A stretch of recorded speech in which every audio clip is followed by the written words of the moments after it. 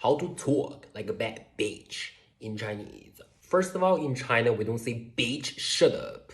We say 贱人闭嘴. In China, I don't say son of a bitch. I say 王八蛋,王八蛋. As a Chinese bitch, I don't say what the fuck. I say 我操,我操.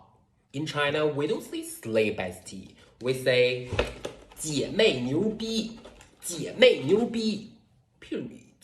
Let's ask the serious questions. Have you ever looked in the mirror and been like, wow, this is the reflection of a loser? Have you ever? Because you should.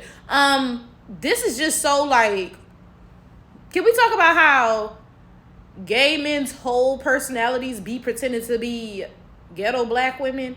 Because he's sitting here, we don't say slay bestie, we say wo chow. Okay, Chinese people don't even talk with their hands, boo. Chinese people don't even talk with their hands. What are you doing? What are you doing? That's not you, baby. That's not you, darling. Y'all whole identity be black women. That be y'all whole personality. And it's odd. It's odd, for real.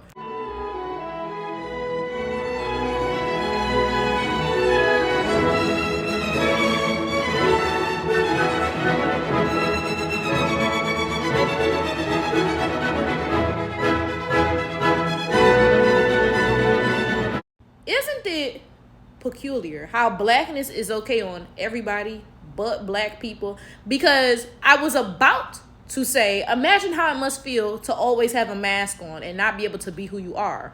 But then I was like, wait a second. Black people know exactly how that feels because blackness is not acceptable on us. The only way for us to be embraced, not even embraced is not a good word, okay, because that implies people are really loving on you. No, the only way for us to be tolerated in the workplace, in public, in school, and wherever is for us to have a mask over our blackness, for us to assimilate into whiteness to some degree. We don't get to be ourselves unless we're only around each other, right? So I don't even have to imagine. So many black people already know how that feels, right? But that gets me back to my point. Why is it that I, as a black woman, can't even be an authentic black woman without y'all talking about how I'm loud and aggressive and this, that, but you can pretend to be a black woman all day and all night, and that's just whatever.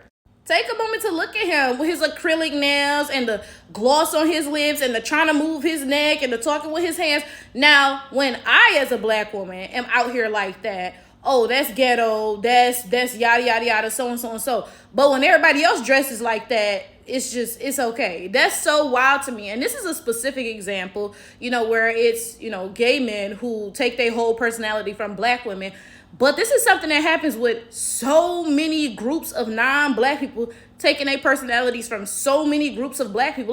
I just recorded a video about the opposite. I'll put this link up here. It's about how gay women take their whole personality from black men. And then it doesn't even uniquely have to be about the LGBTQ community, because non-black women, period, take their whole personality from black women. Who was the first ones wearing these colorful wigs and these acrylic nails and inventing these makeup styles? That was black women. And when it was us, y'all was calling us ghetto and ratchet and yada, yada, yada. But now that it's Kylie Jenner with a colorful wig on and getting lip injections and imitating the way we do our makeup, oh, suddenly it's cute. It's just so crazy to me.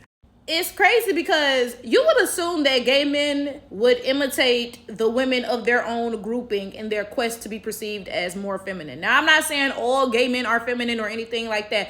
That's not what I'm saying. But there are some gay men who clearly are feminine and they imitate, like I said, specifically black women's mannerisms, right? But again, you would expect them to imitate their own women's mannerisms. Like, homeboy, you're Chinese. Why are you not imitating the way that Chinese women talk, the way that Chinese women dress up, the way that Chinese women act? That doesn't make any sense. Why are you imitating black women? It just makes no sense. And it's crazy how, all of black culture, all of black everything is viewed as for everybody. And that's why y'all goofball asses will go out into the world and be talking about black Americans specifically don't have a culture.